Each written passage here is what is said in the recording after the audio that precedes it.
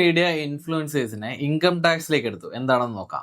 അതായത് social media influencer എന്ന ഒരു ബിസിനസ് ടൈറ്റിൽ ഇൻകം ടാക്സിൽ ഇല്ലായിരുന്നു. ഈ വർഷം മുതൽ ഇൻകം ടാക്സിലും സോഷ്യൽ മീഡിയ ഇൻഫ്ലുവൻസർ എന്ന ഒരു പ്രൊഫഷൻ ആഡ് ചെയ്തിട്ടുണ്ട്. ഇൻകം ടാക്സിൽ സോഷ്യൽ മീഡിയ ഇൻഫ്ലുവൻസർ എന്നുള്ളതിനെ ഒരു പ്രൊഫഷൻ ആക്കി കൺവേർട്ട് ചെയ്തപ്പോൾ എന്തൊക്കെ ഇമ്പാക്റ്റ് ആണ് ഉണ്ടാക്കുക എന്നുള്ളതാണ് ഈ വീഡിയോയിൽ നമ്മൾ ഡിസ്കസ് ചെയ്യുന്നത്. ഞാൻ Shameer Basheer, practising tax professional and business adviser, also specialised in influencers taxation. നമ്മുടെ യൂട്യൂബ് ചാനലിലേക്ക് സ്വാഗതം. സോഷ്യൽ മീഡിയ പ്ലാറ്റ്ഫോമുകളിൽ വീഡിയോസോ പ്രൊമോഷനോ ഒക്കെ ചെയ്ത് പണം സമ്പാദിക്കുന്നവരെയാണ് നമ്മൾ സോഷ്യൽ മീഡിയ ഇൻഫ്ലുവൻസേഴ്സ് എന്ന് പറയാറുള്ളത്. ഇപ്പൊ സോഷ്യൽ മീഡിയ ഇൻഫ്ലുവൻസർ എന്ന ഒരു ബിസിനസ് കാറ്റഗറി കഴിഞ്ഞ വർഷം വരെ ഉണ്ടായിരുന്നില്ല. അപ്പൊ ഈ വർഷം സോഷ്യൽ മീഡിയ ഇൻഫ്ലുവൻസേഴ്സിനെ പ്രൊഫഷൻ എന്നുള്ളൊരു കാറ്റഗറിയിൽ ഇൻകം ടാക്സ് ലിസ്റ്റ് ചെയ്തിട്ടുണ്ട്. അപ്പൊ പ്രൊഫഷൻ എന്നുള്ള രീതിയിൽ സോഷ്യൽ മീഡിയ ഇൻഫ്ലുവൻസേഴ്സിനെ ലിസ്റ്റ് ചെയ്യുമ്പോൾ ഉണ്ടാകുന്ന ടാക്സബിലിറ്റിയുടെ ഡിഫറൻസും എന്തൊക്കെയാണ് ഇമ്പാക്റ്റ് എന്നുള്ളതാണ് നമ്മൾ ഈ വീഡിയോയിലൂടെ ഡിസ്കസ് ചെയ്യുന്നത്. ആദ്യമായി ഓഡിറ്റിന്റെ ഇമ്പാക്റ്റ് നോക്കാം. കഴിഞ്ഞ വർഷം വരെ ബിസിനസ് ഇൻകം ആയിട്ടായിരുന്നു പലരുടെയും സോഷ്യൽ മീഡിയ പ്ലാറ്റ്ഫോമുകളിൽ നിന്ന് ലഭിച്ച വരുമാനം ട്രീറ്റ് ചെയ്തിരുന്നത്. അങ്ങനെ ട്രീറ്റ് ചെയ്യുമ്പോൾ 2 കോടി രൂപ വരെ വരുമാനമുള്ളവർക്ക് ബുക്സ് ഓഫ് അക്കൗണ്ട്സ് മെയിൻറ്റെയിൻ ചെയ്യുകയോ ഓഡിറ്റ് ചെയ്യുകയോ ചെയ്യേണ്ട ആവശ്യം വരില്ല. പക്ഷേ പ്രൊഫഷണലായിട്ട് ട്രീറ്റ് ചെയ്തുകൊണ്ട് ഇനി മുതൽ ഈ വർഷം മുതൽ 50 ലക്ഷം രൂപയ്ക്ക് മുകളിൽ വരുമാനമുള്ള എല്ലാ സോഷ്യൽ മീഡിയ ഇൻഫ്ലുവൻസേഴ്സും ടാക്സ് ഓഡിറ്റ് ചെയ്യേണ്ടി വരും. ഇനി അതേസമയം 95% എമൗണ്ടും നമ്മുടെ ബാങ്ക് അക്കൗണ്ടിലാണ് റിസീവ് ചെയ്യുന്നതെങ്കിൽ ഈ 50 ലാക്ക് എന്നുള്ളത് 75 ലാക്ക് വരെ നമുക്ക് ബുക്സ് ഓഫ് അക്കൗണ്ട്സ് മെയിൻറ്റെയിൻ ചെയ്യാതെയോ അല്ലെങ്കിൽ ടാക്സ് ഓഡിറ്റ് ചെയ്യാതെയോ ചെയ്യാൻ കഴിയുന്നതാണ്. കഴിഞ്ഞ വർഷം വരെ ബിസിനസ് ആയിട്ട് ട്രീറ്റ് ചെയ്തത് ഇപ്പോൾ പ്രൊഫഷണൽ ആയിട്ട് കൺവേർട്ട് ചെയ്യുമ്പോൾ ടാക്സിൽ എത്രത്തോളം ഡിഫറൻസ് ഉണ്ടെന്ന് നമുക്ക് നോക്കാം. അതായത് കഴിഞ്ഞ വർഷം 50 ലക്ഷം രൂപ വരുമാനം ഉണ്ടായിരുന്ന ഒരു സോഷ്യൽ മീഡിയ ഇൻഫ്ലുവൻസർ അയാൾ 44AD പ്രകാരം 8% പ്രോഫിറ്റോ അല്ലെങ്കിൽ ബാങ്ക് അക്കൗണ്ടിലാണ് ഫുൾ റിസീവ് ചെയ്തെങ്കിൽ 6% പ്രോഫിറ്റോ കാണിച്ചാൽ മതിയാകും. അങ്ങനെ കാണിക്കുമ്പോൾ ശരിക്കും അയാൾക്ക് അതിന് കൂടുതൽ പ്രോഫിറ്റ് ഉണ്ടെങ്കിലും അയാൾ 8%, 6% കാണിച്ചായിരിക്കും ഇൻകം ടാക്സ് റിട്ടേൺ ഫയൽ ചെയ്തിട്ടുണ്ടാവുക. അങ്ങനെ ഫയൽ ചെയ്യുമ്പോൾ ശരിക്കും ടാക്സ് 0 ആയിട്ട് മാറുന്നുണ്ടാവും. അതായത് ടാക്സ് അടയ്ക്കേണ്ടി വരില്ല. പക്ഷേ ഈ വർഷം മുതൽ 44ADA എന്ന് പറയുന്ന സെക്ഷൻ പ്രകാരമായിരിക്കും ഇൻകം ടാക്സ് റിട്ടേൺ ഫയൽ ചെയ്യേണ്ടത്. അപ്പോൾ 44ADA ഫയൽ ചെയ്യുമ്പോൾ 50% അയാൾ പ്രോഫിറ്റ് ആയിട്ട് ക്ലെയിം ചെയ്യണം.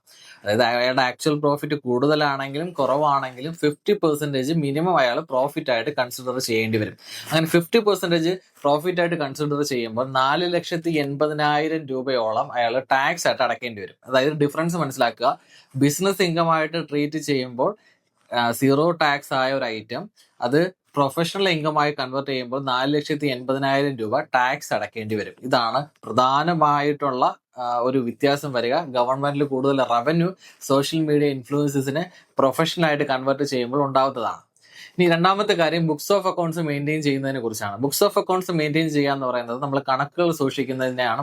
ഈ 44AD എന്നൊക്കെ ഞാൻ മുന്നേ പറഞ്ഞിട്ടുള്ളത് ഈ കൺസെഷണൽ റേറ്റിൽ നമ്മൾ ഇൻകം ടാക്സ് റിട്ടേൺ ഫയൽ ചെയ്യുന്ന ഒരു മെത്തേഡാണ്. അപ്പോൾ ആ പ്രിസെന്റീവ് സ്കീം എന്ന് പറയും. ആ പ്രിസെന്റീവ് സ്കീം എന്ന് പറയുന്നത് അവർ ബുക്സ് ഓഫ് അക്കൗണ്ട്സ് മെയിൻറ്റെയിൻ ചെയ്യേണ്ട ആവശ്യമില്ല. അതായത് അക്കൗണ്ടന്റിനെ വെച്ചിട്ട് കണക്കൊന്നും അവർ ചെയ്യേണ്ട ആവശ്യമില്ല. അവരുടെ റവന്യൂവിനെ ബേസ് ചെയ്തിട്ട് അവർ അത് പ്രോഫിറ്റ് വർക്കൗട്ട് ചെയ്ത് ടാക്സ് കൊടുത്താൽ മതി എന്നുള്ളതാണ് ആ സിസ്റ്റം വരുന്നത്. കഴിഞ്ഞ വർഷം 2 കോടി രൂപ വരെ പ്രിസെന്റീവ് സ്കീം നമുക്ക് ചൂസ് ചെയ്യാൻ പറ്റുമായിരുന്നു. ഇപ്പൊ അത് 50 ലക്ഷത്തിന് താഴെ മാത്രമേ പറ്റുള്ളൂ. 50 ലക്ഷം രൂപ ക്രോസ് ചെയ്യുമ്പോൾ ഇപ്പൊ നിർബന്ധമായും നമ്മൾ ബുക്സ് ഓഫ് അക്കൗണ്ട്സ് മെയിൻറ്റെയിൻ ചെയ്യേണ്ടി വരും. 50 ലക്ഷം രൂപ ക്രോസ് ചെയ്യാൻ സാധ്യതയുള്ള എല്ലാ ആളുകളും നിർബന്ധമായും ബുക്സ് ഓഫ് അക്കൗണ്ട്സ് മെയിൻറ്റെയിൻ ചെയ്യും. ബുക്സ് ഓഫ് അക്കൗണ്ട്സ് മെയിൻറ്റെയിൻ ചെയ്യുമ്പോൾ 1 അക്കൗണ്ടിങ് ആണ്, 2 എല്ലാ സപ്പോർട്ടിംഗ് ഡോക്യുമെന്റ്സ് ഉണ്ടാവണം, എക്സ്പെൻസിന് അഗെയിൻസ്റ്റ് ബില്ല് ഉണ്ടാവണം, ഇനി ടാക്സബിൾ ആയിട്ടുള്ള കാര്യങ്ങളും അതുപോലെ TDS പോലുള്ള പ്രൊവിഷൻസ് ഒക്കെ ഇവർ ഫോളോ ചെയ്യേണ്ടി വരും.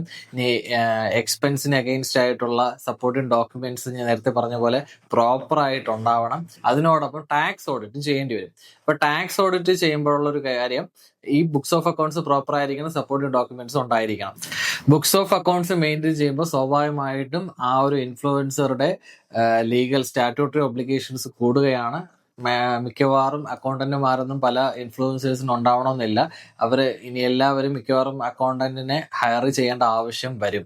സോഷ്യൽ മീഡിയ പ്ലാറ്റ്ഫോമുകളിൽ വീഡിയോ അപ്ലോഡ് ചെയ്യുന്ന അല്ലെങ്കിൽ അതിൽ നിന്ന് റവന്യൂ കിട്ടുന്ന എല്ലാവരും ഇത് പ്രധാനമായിട്ടും ശ്രദ്ധിക്കേണ്ടതാണ്.